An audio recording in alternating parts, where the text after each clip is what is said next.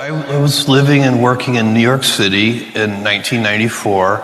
I came across the fact that the World Wide Web was growing very quickly. It was tiny, but it was growing very fast. Most people had not heard of it. And I came up with this idea. The idea initially was very simple. It was to sell books online. And I went to my boss, who I liked a lot. His name was David. And I said, I have this idea to start this company to sell books on the internet.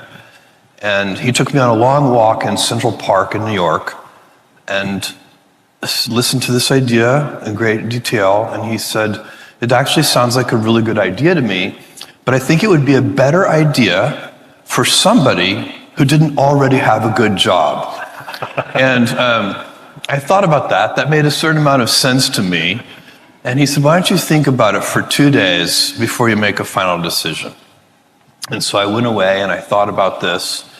And I was trying to figure out how to make this decision, because in the moment, personal life decisions, those choices can be very challenging.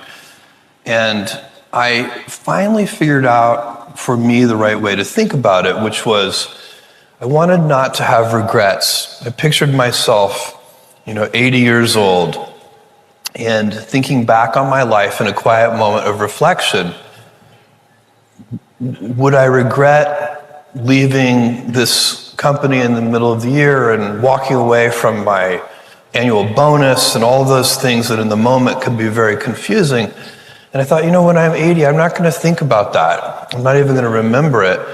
But what I will do, I know for a fact, I have this idea, and if I don't try, I'm going to regret having never tried. And I know also, if I try and fail, I'll never regret having tried and failed.